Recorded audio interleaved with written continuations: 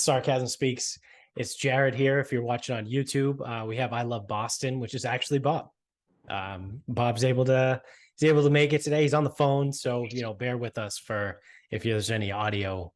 If the audio sounds different, and it sounds like he's on the phone. Well, it's because he's on the phone. Yeah, but if it sounds like I'm driving through a tunnel, then that would be wise because I'm driving through a tunnel. Well, there we go. So, are you currently in Boston? Yes. Is that the reason for the tag of I Love Oh Boston? no, I always love Boston. It's great. It's fantastic. So, for anyone that's actually dedicated to listening, unfortunately, my father did pass away, and my parents live north of Boston from where I live. So, on Saturday, I had a bachelor party, which started in the North End, culminated outside the garden, and Michaela was nice enough to pick me up and drop me off there. Sunday, 7:00, bad news came. So I shot up through Boston, stayed in Medford Monday night. Nope. Stayed in Medford Sunday night. I don't know what day it is. Stayed in Medford, did our thing. I drove back home yesterday. Kicked around this morning, whatever. Went back to Medford today, and we're going back to Milton right now. So It's fun. I've had lots of fun about the best parts of Boston, which is driving through it. Yes, everyone knows that the best part of Boston is the highways. Yes. Yep. The commuting and the navigating and the GPS that lies to me. Telling that traffic's not bad. Yeah. And then it's bad. Actually, it might be all right. It's just fucking annoying because now we're stopped in the tunnel. At almost 7:40 on a Tuesday night, there's traffic in the tunnel. So I actually was in Boston, Cambridge, Boston. I was the company I work for, that literally their two buildings toe the line. One building's in Boston, one building's in Cambridge, but you can actually see them from the bridge. I don't know if you that's awesome. Yeah. So when you're stopped in traffic, you can see where I was today.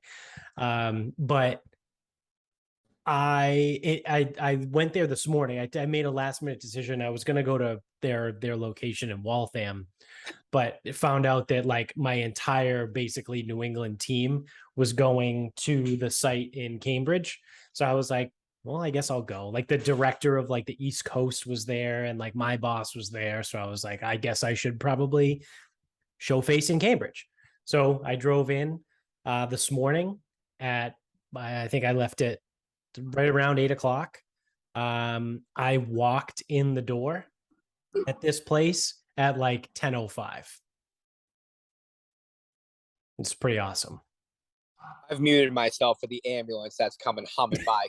Get that? This is insane. That's awesome. what part of Cambridge is it? Kenmore? Yeah, basically. Yep. MIT. It's awesome. It's awesome getting over there. Yeah. I will say it actually isn't that bad because I just park at the Museum of Science and then walk down the street. So the Museum of Science is actually relatively easy to get to when you get off that exit. I think it's exit 18. You go the opposite way to Starrow Drive. Like Starrow Drive is on the right, and then whatever that street name is on the left, you just go to the left, and then you just park at the museum, and then it's easy from there. It's like a 10-minute walk from there, but it's wasn't ideal. So then today I was like, I know what I'll do. Fuck this. I'm just going to leave early. So I left work at probably like 3:00. And I got home just before 5. That's great. So it literally doesn't matter. It doesn't matter what time you leave, whether you're going north or south or anything you're doing. It's miserable getting in and out of there. Yep. Well, even so, getting to the North End was 12 miles from the house, 11 and a half of which are highway. Yep. 50. Yeah. And then when she came to get me, you're thinking, it's like, all right, it's, midnight, whatever. I don't even know what time it was. And then they bring the highway down to 2 lanes. So it's like, oh, I'll go later because I'll miss traffic. No, we'll just take away lanes in that case. It's awesome. It's fucking phenomenal. Yeah, that starts at like 8 o'clock, which I found out last Friday because last Friday I was in Somerville at Assembly for we had our entire like North America meeting. So everyone flew in from all over the country, actually from Canada too. So everyone that works for us in North America was in Somerville last Friday for we had like an all day thing. And people were staying obviously right at the hotel in Assembly, and I didn't because I live not that far away. So I left at probably, I don't know, it was probably like 9:30 ish when I left. And I'm thinking like, this is fucking great. I'm going to be home in 45 minutes because that's how long it should take me to get to Boston from where I live in North Attleboro. It should take about 45 minutes. And I was like at 9:30 on a Friday night, leaving, going away from the city, we're cruising.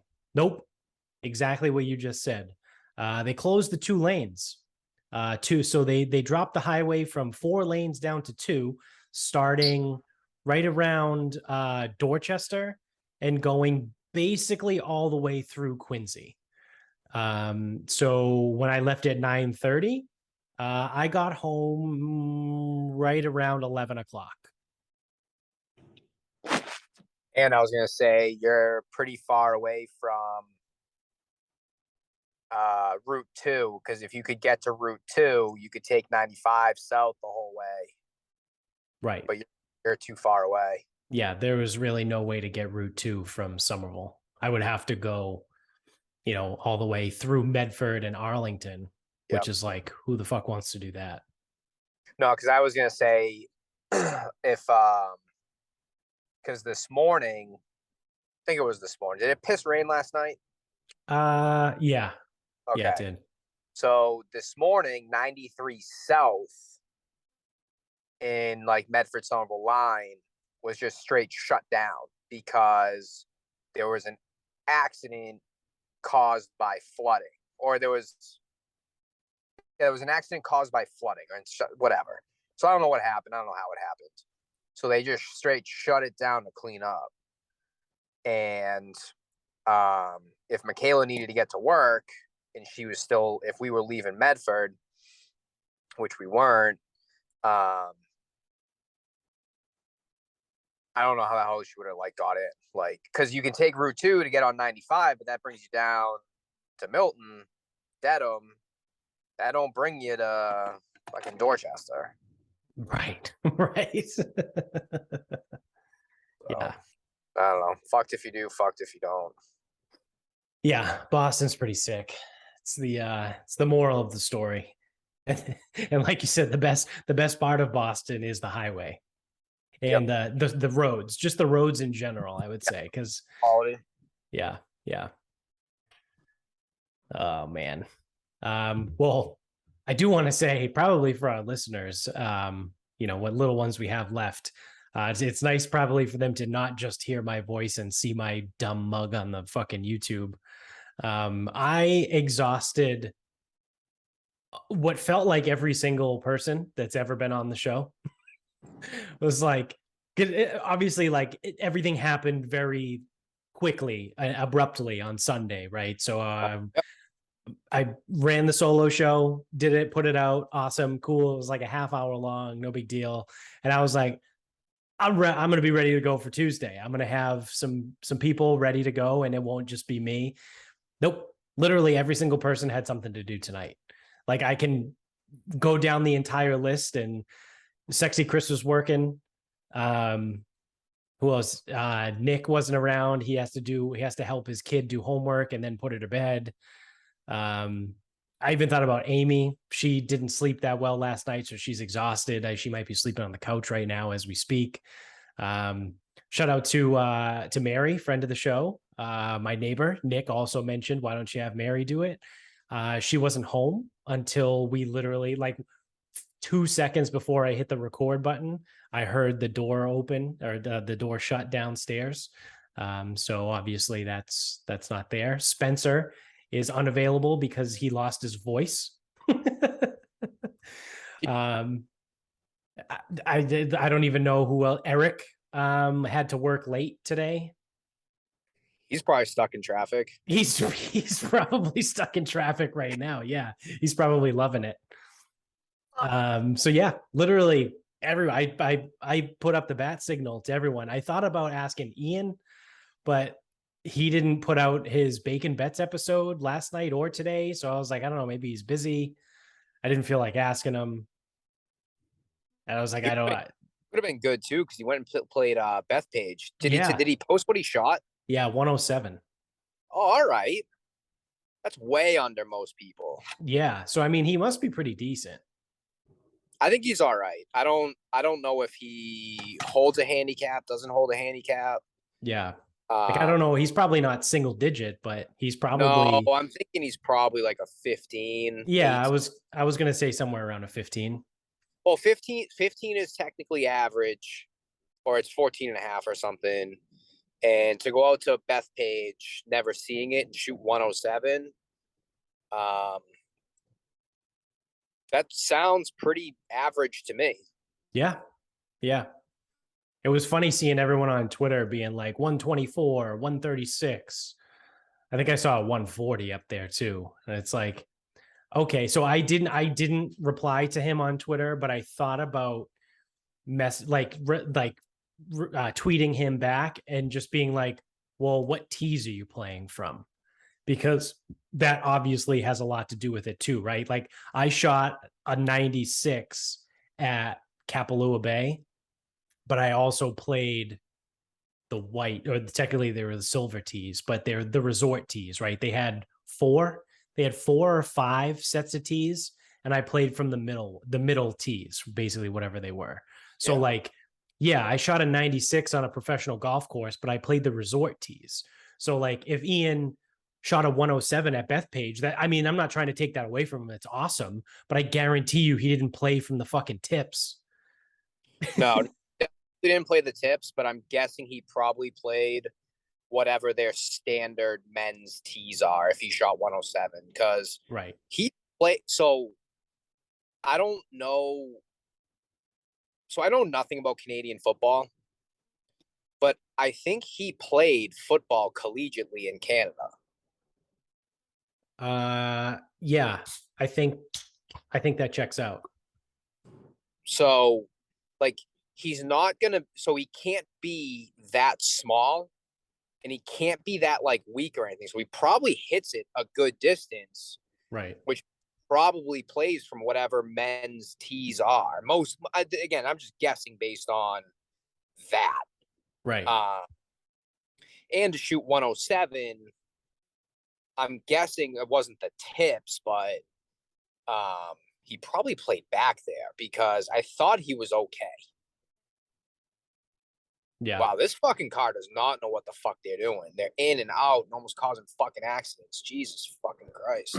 Oh yeah, that's awesome. Today when I was sitting in the tunnel, I had a Jeep, some guy in a Jeep that was right behind me, and he was literally like so close to my bumper that in like my rear view mirror, I couldn't see the front of his car, because Jeeps have a pretty short front anyway.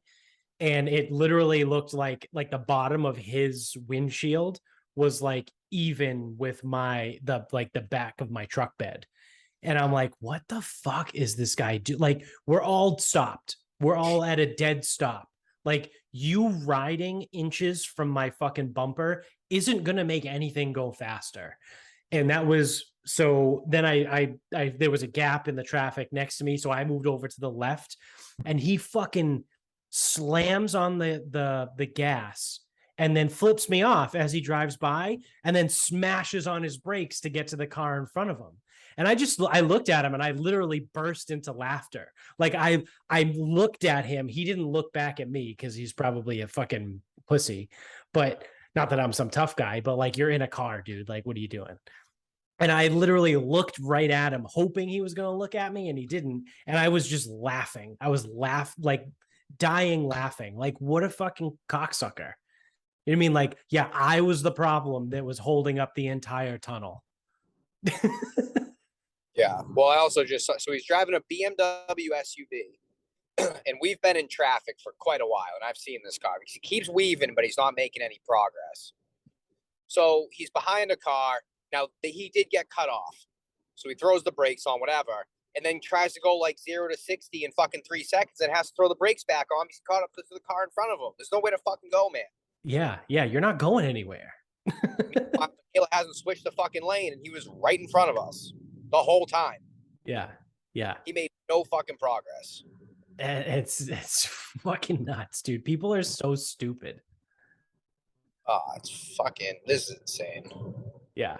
That's and people do that every single day. Which blows my mind. I could never. It almost makes me wonder, like, a guy like that you just described and the guy that was behind me today, like, do you actually do that every single day? Or do you never do that commute and that's just how you acted today because you're not used to it?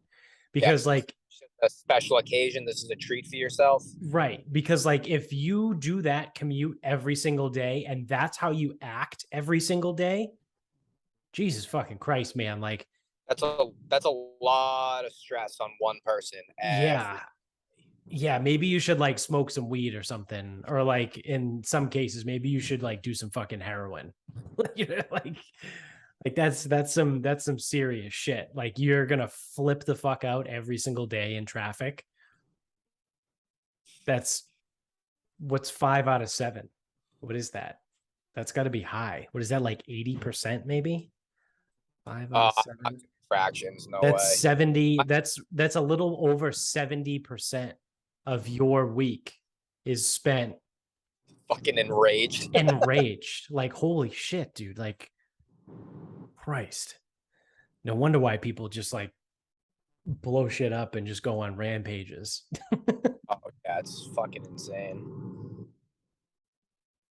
Yeah. So I don't know. I might have time for like a topic. Anything going on in the world? I have no fucking clue, to be perfectly honest. Yeah. Well, yeah. I mean, I'm not surprised. You've been a little bit busy over the last few days, but it's gone by so fucking slow. Yeah, I can see that. Yeah. So actually, I want to shout out Eric, friend of the show. Couldn't make it here today because he was working late today. So I saw this thing today from Carrie Kavanaugh. I don't know who she is. Let's click on her. She's an investigative journalist. Oh, she's a Medford native. Local guy. Carrie Kavanaugh. All right. Okay. She works for Boston 25. So she's a investigative journalist, local guy from Medford, and works for Boston 25, which I think is the Boston Fox affiliate. I think. So she tweeted today, it's unclear exactly when Massachusetts taxpayers will get refunds from excess tax revenue. Mass Governor was asked Monday if people could expect their refunds before or after Thanksgiving, and he wasn't sure. So then Eric tweeted at Carrie Kavanaugh and goes, they can take every single paycheck from us that we make. Wow, I can't read. But when they take too much from us, they take as long as they want to get it back. Makes a lot of sense. So I think we touched on this briefly. I vaguely remember talking about this, but apparently Massachusetts brought in so much tax revenue that they have to give a refund to the taxpayers. So that being said, maybe that's probably why they're not in a rush to pass sports betting. They're like, we got to change this. We got to change this law because now all Massachusetts taxpayers are going to be receiving rebates. So they're getting checks back for some of the taxes that they paid, but it's about income tax. So there's a lot more to this that I don't know, right? That I would have to actually like read about. But so I do you remember us talking about this? Remember, like, didn't we say the state collected like $2 billion in excess taxes or something like that? I don't. So I Or like think 200 million? so. Let me just recap really quick. I'm not in my setup. So the state reported collecting too much income tax Correct. based on what? Is there a I cap? I don't know. I don't know. And that's what I'm not sure. I don't know if it's I don't know if it's just strictly income tax or if it's all taxes across the state at the state level. I don't know. Like I don't know if this has to do with like the marijuana tax, because I do know that in Colorado at the beginning when they first instituted um, selling legal weed, that everyone in Colorado got a check for like $500 after like the second year because they collected so much tax. So I don't know, to be honest. Like I don't know if this has to do with that or if it's strictly in regards to they took too much income tax from people. That is that that's insane. I actually don't remember talking about this, but that doesn't mean we didn't. Um, okay, so couple things here, right? So number one, how is your math so bad that you now owe all of the fucking state residents money? Like, how the fuck did that happen? Yeah. And then, It was 2.9 billion. Sorry to cut you off. I knew there was a 2 in there. but okay, so since you found it, does it state what kind of tax they over collected? So It can't be just income tax because so the state of Massachusetts has a flat right. state It's income tax. It's 5%. 5% for Right. everyone. Right. So And it's it 5% of is what you make. so it is all taxes. So if there's in this article, there's a Okay. thing that says like the backdrop.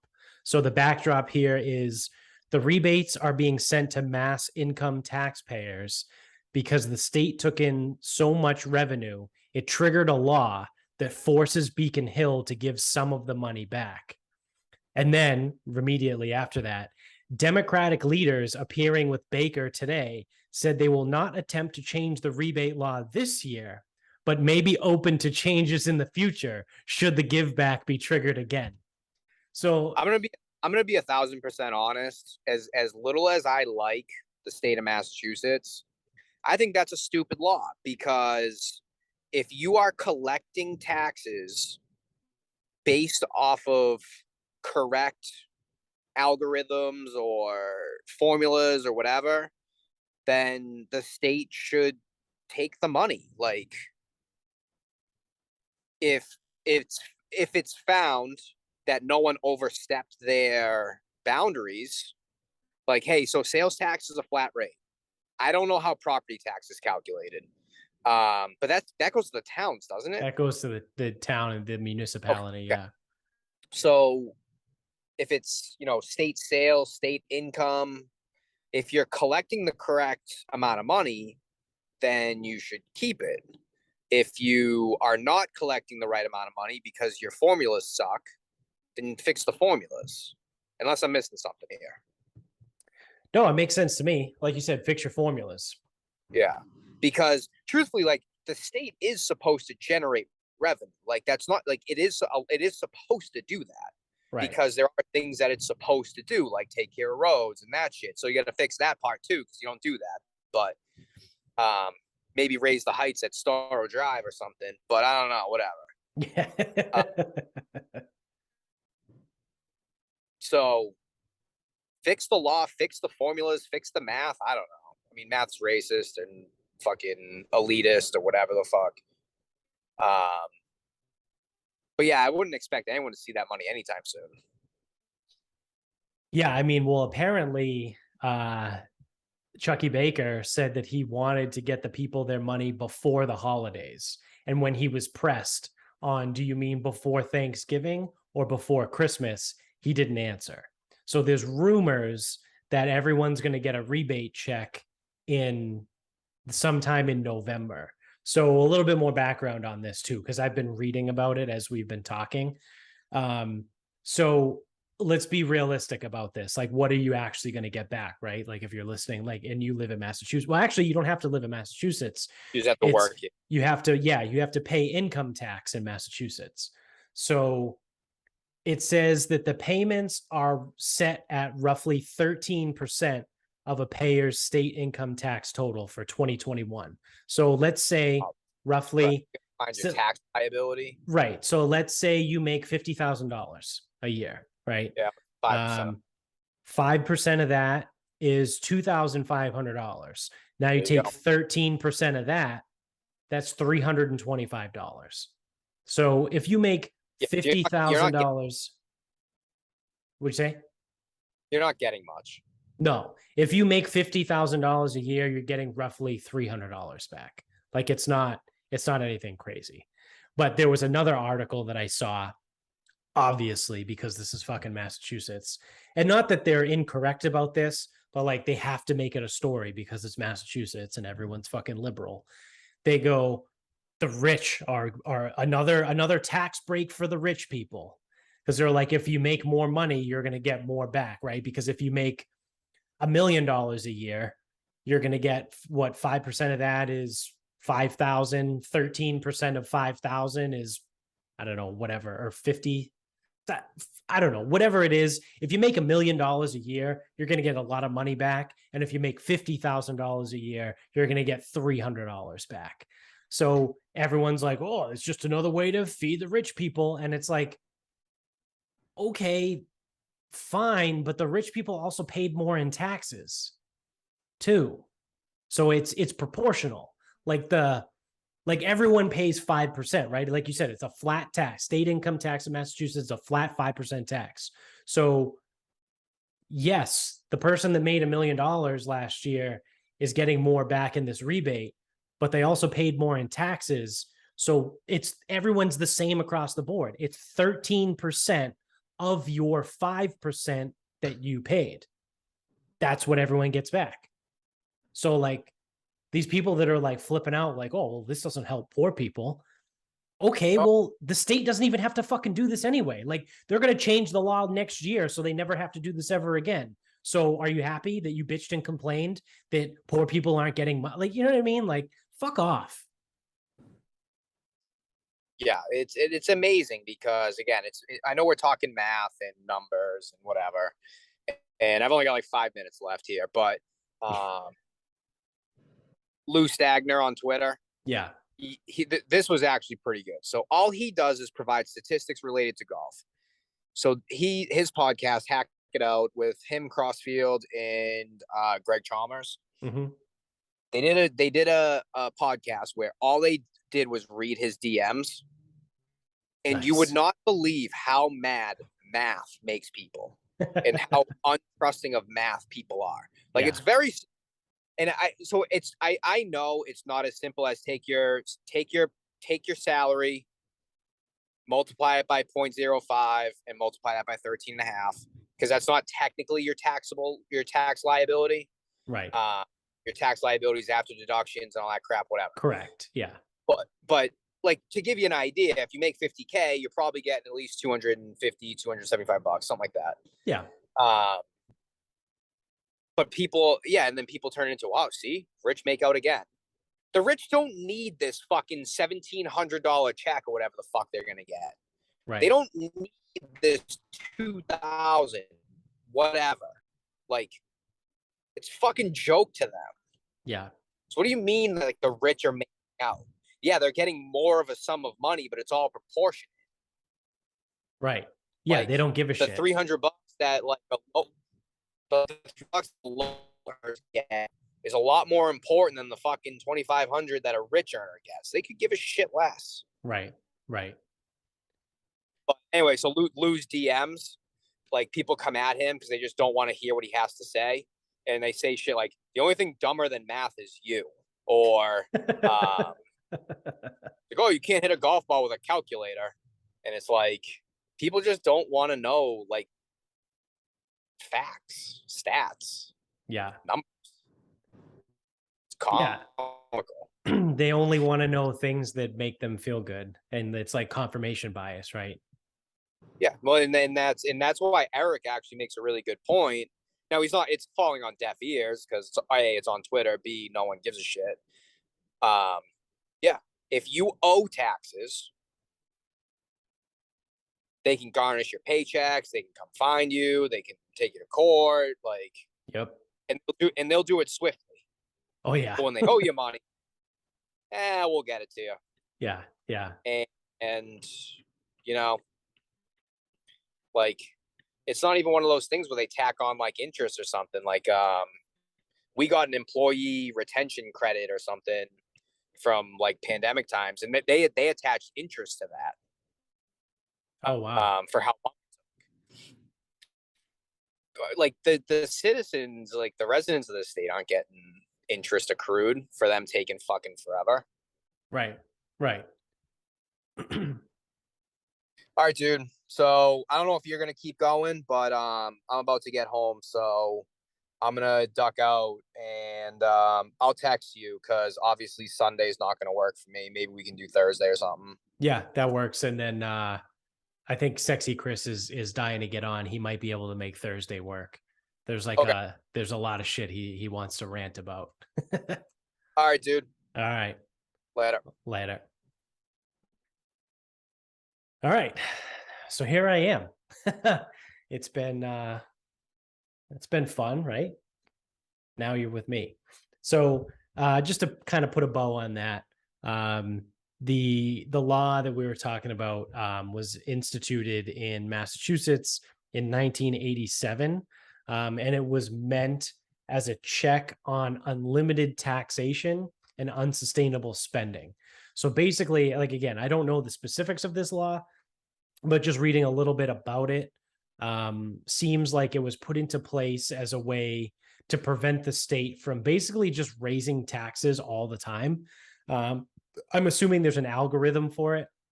So, like, if the amount of tax revenue comes in exceeds X number of whatever the income tax might have been or something like that, it triggers an automatic release.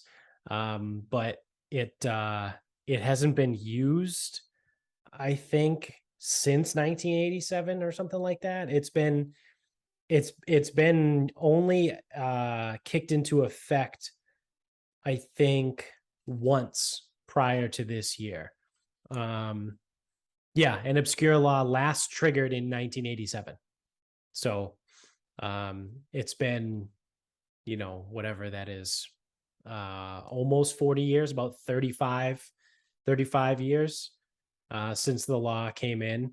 And now it pops up like this. And now obviously politicians are like, well, we're not going to change it right now, but like we might change it and get rid of this.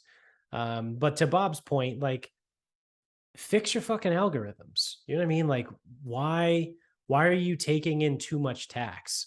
And I actually listened to an episode of the Drinking Bros podcast very recently where Dan Holloway talked about this. Shout out to Dan. I'm not really a friend of the show, but like I would love to have him on. I would love to talk to Dan and pick his brain. But he talked about and he's been big on this a lot lately, as of late, because he fucking hates the federal government. And he goes back to the federalist mentality of, every individual state should have their ability to do, what they want. And he kind of had a little bit of I wouldn't say an argument, but like a discussion with Ross Patterson, who's also on Drinking Bros.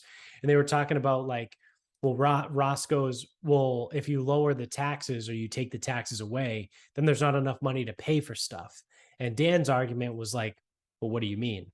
There's not enough money to pay for stuff. Like, what stuff? You know what I mean? Like, what does that mean?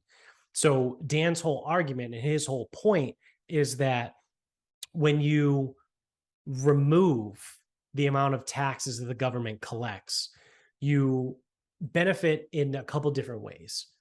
So one, the people get to keep more of their own money, which I don't know anyone that isn't going to want to keep more of their money, right? I don't think anyone out there is like, yeah, you know what? I wish I paid more in tax. I wish I had less money in my pocket.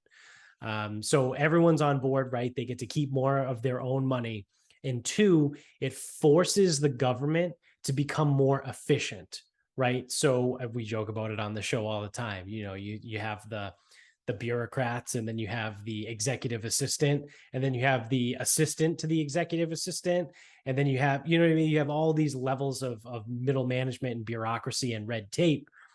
And if you reduce the tax income, then there's less money to pay for government positions, right? So, yeah, it's unfortunate, right, that people would lose their jobs because you would have to cut these positions that truthfully shouldn't be there in the first place.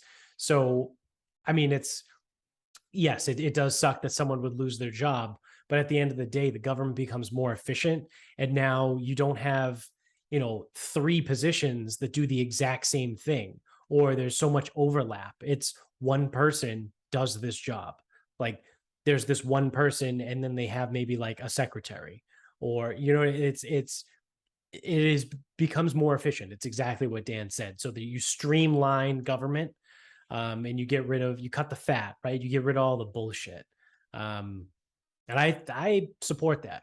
I mean, if you've been listening to the show long enough, you know I hate the government just as much as the next guy. I think it's bloated and is way too fucking big, and it has its hands in too many different things.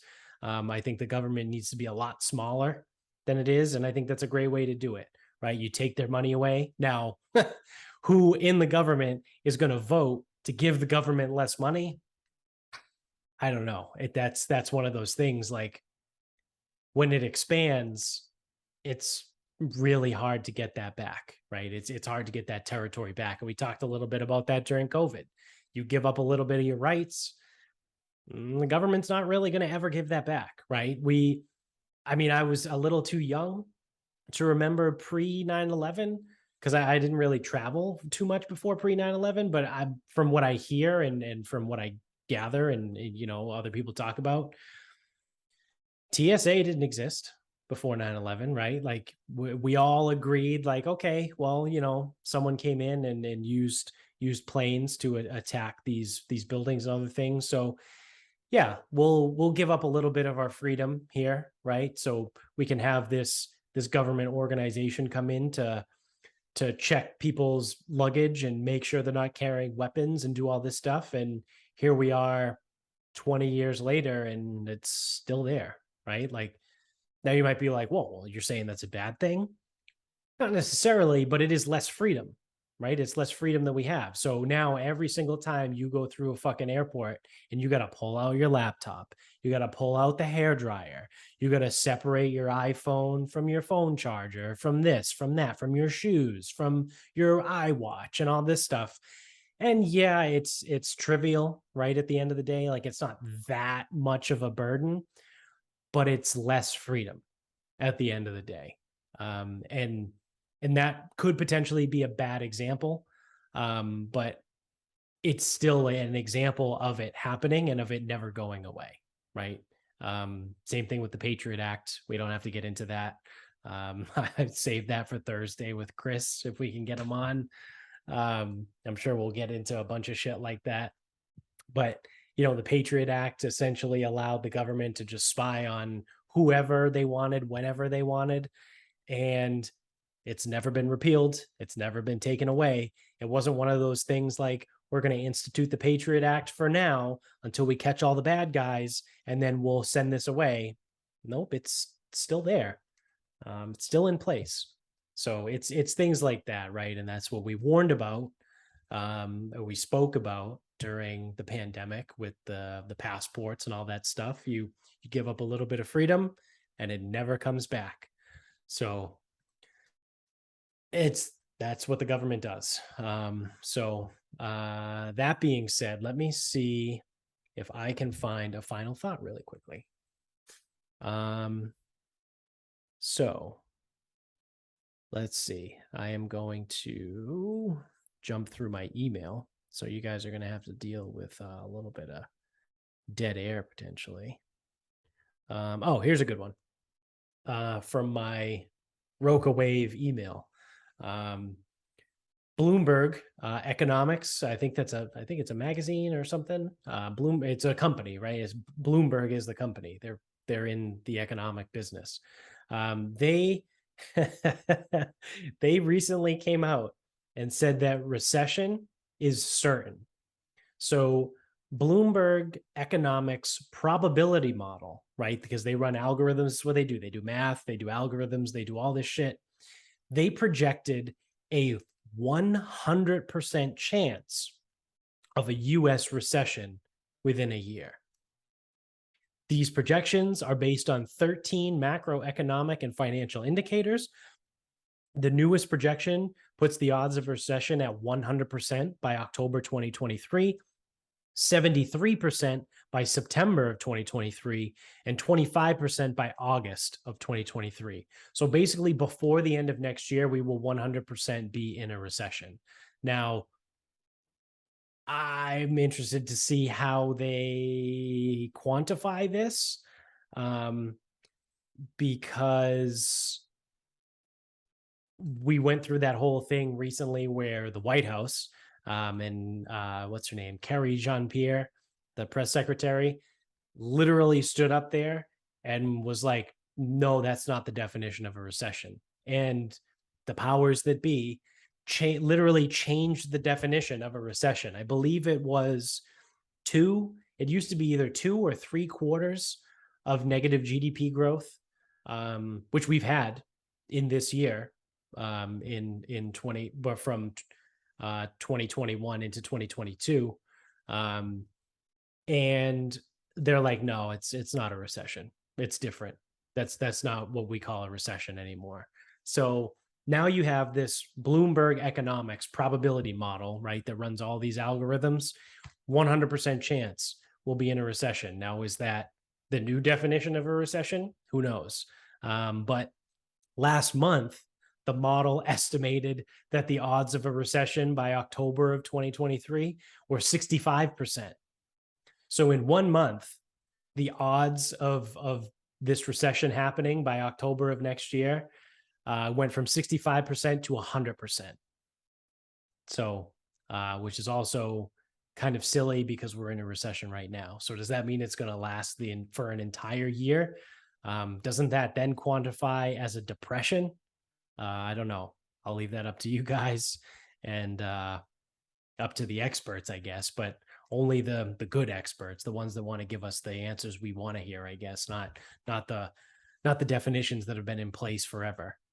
So get ready for that. Buckle up, because shit's about to get wild. So we'll see we'll see how all this goes and what happens here. But that's going to do it for us. So thanks for coming on the ride again. It was nice to have Bob on for a little bit there. Like I said, hopefully we'll be able to get him back for our next episode. Again, I've told him no pressure, no pressure to get him on here. Be on for as long as you want, whatever. But I told you he's still around.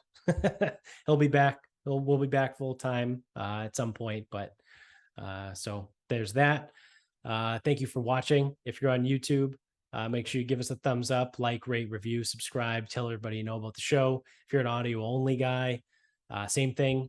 You can give us 5 stars on, I almost said Instagram. You can give us 5 stars on Spotify and iTunes, the Apple Store. You can get us on Instagram at Sarcasm Speaks Pod. Our Twitter is Sarcasm_speaks. The Facebook page is Sarcasm Speaks. Website, sarcasmspeaks.com. Go there, buy some merch, buy some shit. Thank you to mybookie.com. Use the promo code SarcasmPod when you sign up. Double your first deposit up to $1,000. Also, thank you to grillyourassoff.com. Use the same promo code SarcasmPod to save 15% off your entire order every single time you check out over there. I love grillyourassoff.com. I actually just bought some stuff today. So use the promo code SarcasmPod. You can save 15% off just like me. I think that's it. You can still join the weekly NFL Pick'em Pool, right? That's still going. Shout out to Neil, my buddy Neil. He won this week. Yeah. So until next time.